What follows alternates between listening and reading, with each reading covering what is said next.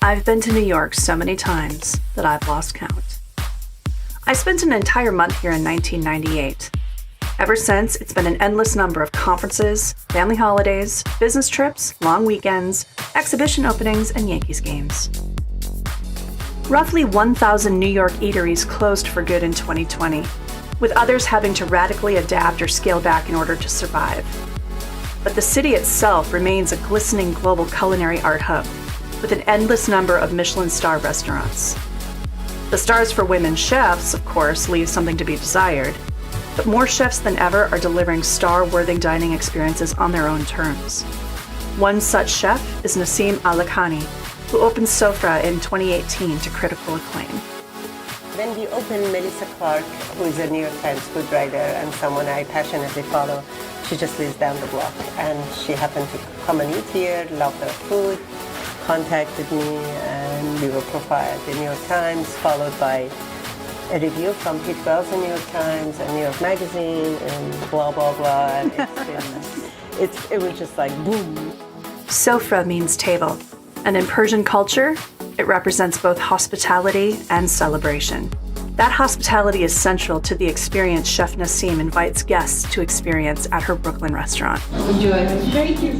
I came to this quiet corner restaurant to just practice my love and my passion. And fame and being, booked for months, it was not something that, I was planning to or knowing how to do it, because I really didn't know. I don't have a restaurant background. Bread with the dip, and then we got the cauliflower, the date salad. I love all the layers and textures. Yeah.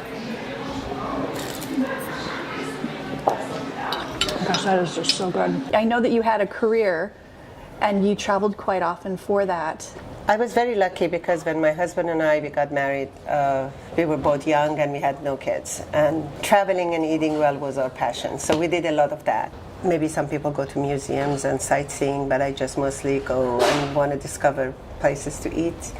And also where I can get a place that I can also cook, especially if I'm in a land that I don't know about their cuisine much. And then you eat something on the street and then you see the vegetable next to it. Of course you want to cook.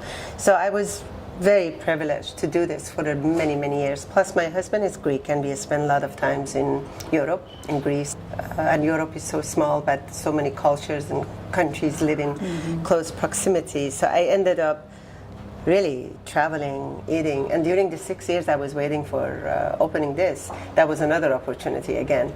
Now I know I'm going to have a restaurant. Now the kids are out in college and there's nothing to worry about, so let's just travel. And it was amazing. It's amazing how much it developed me as a cook, and also how much it just broadened my eyes and just opened up my ears. This is maybe Persian version of ramen. I had no idea there was a ramen soup until I traveled to Japan, and then I had ramen, and I'm like, okay, fine, great. I like ramen, but especially in Japan, the flavor was too strong in terms of pork and everything. And then I came here and I discovered what a thing it is here. Like every young man adores their ramen. So I was like, come and try this. This is pretty cool. It's very good. Oh my goodness, this is so good. It's such a comfort food. You hear in a typical industry like French technique or this technique and that technique. And when I'm in the streets of India or Iran or my grandparents' home, I see a technique. They didn't know how to name it, but definitely there is a technique. And I'm like, why we have a technique? Our food, the way we developed, and like Chinese and Indians and Africans and go on, I can go on, the whole world. The foods don't appear like in the vacuum. There is a certain technique and tradition and knowledge. And just that traveling throughout the world, it just made me realize that there is so much validity and there's just so much information exists, at least, for about everything, but for me, my focus is food and learning about what others do, how I can incorporate their knowledge to mine, how I can share mine to theirs. And that's became the premise of Sofreh in a way, and really formed my way of, I still cook very traditional Iranian food, and I'm very committed, but all that traveling helped me to just also just opened up my eyes and ears about what's out there. Usually chefs, it's all the recipe. It's all about the recipe.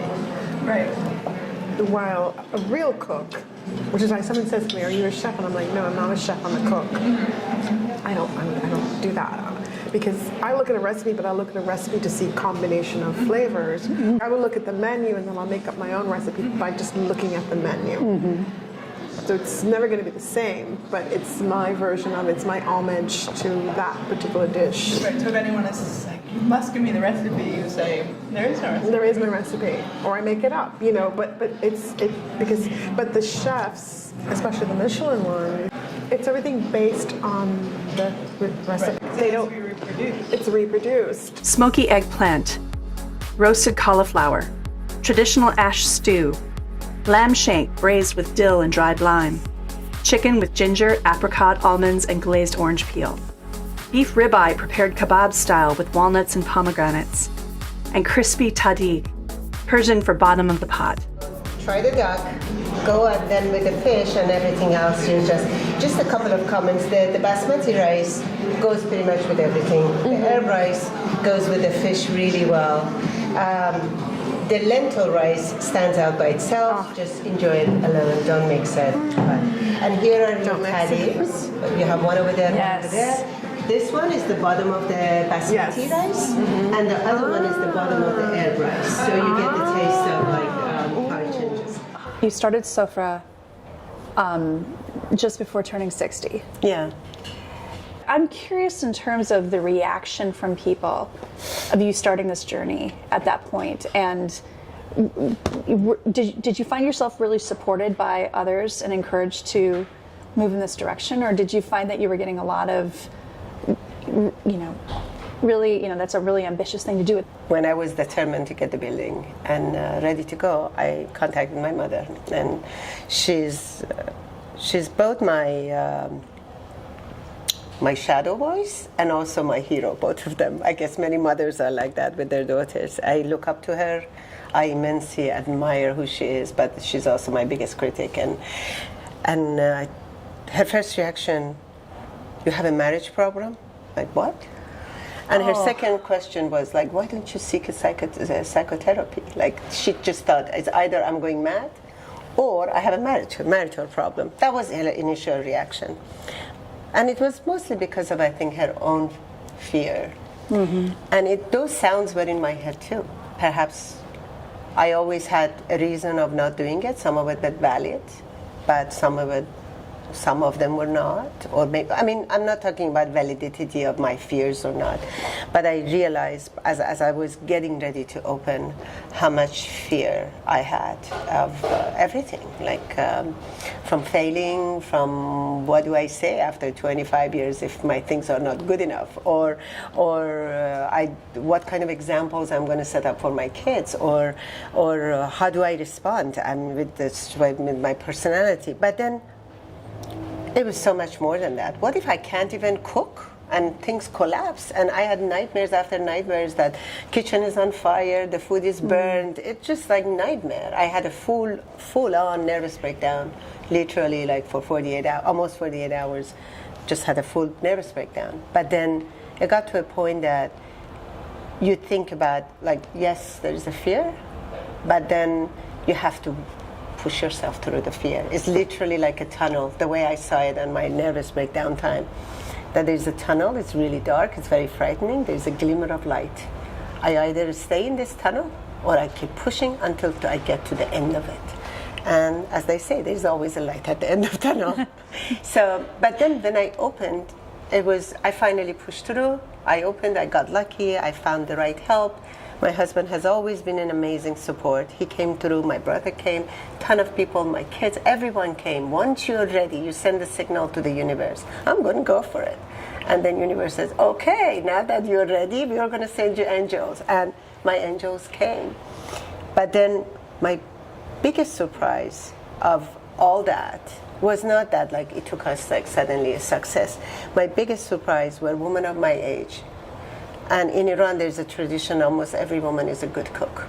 If it's not great, she's a good cook. You have to be a good cook to be called worthy of being Persian mother, I was like, my biggest critics are going to be those ladies about my age, older and a little younger, and they come and grill me. We don't make it this way, we don't make it that way. Like, oh, what is this?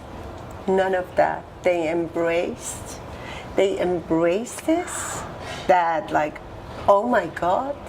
And to me, that was the biggest surprise.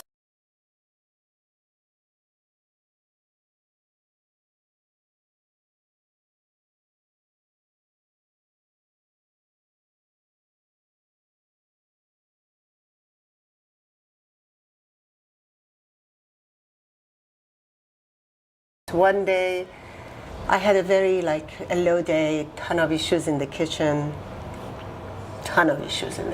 with my younger chefs and all that. And I came upstairs thinking, okay, I did it. Why do I do this? Why do I need this in this point of my life? And I kept in my head, and then I noticed a guest keeps trying to get my attention, and eventually she got up and she came. We didn't know each other. She introduced herself. She said she drove 1.5 hours from Long Island, and she brought me something that she wants me to have.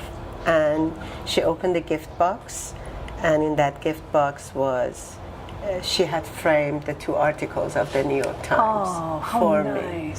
And she handed it to me, and I just started bawling. And I think in that moment, I think I just got all my answers, why I do what I do, and how the universe mostly responds to you and sends you these random strangers to tell you, yeah, keep going, you're on the right path. And to me, she was my angel that day. What do you want someone who experiences Sofreh to take away with them? Of course, the food, first of all. And with all that stuff that we say, we are cooking for people, is a very simple thing. I want them to think with all the detail I planted everywhere. But more than just pay attention to what they are, where they are, what they are eating, what they are doing. But then think about us as people. How different are we from them? We are not. We are all the same. Same energy runs through your body, runs through me. So aside from the food, just think about the people. Thank you for having us in your home. Of course. Thank you for being here. Thank you. خواهش میکنم. Sure.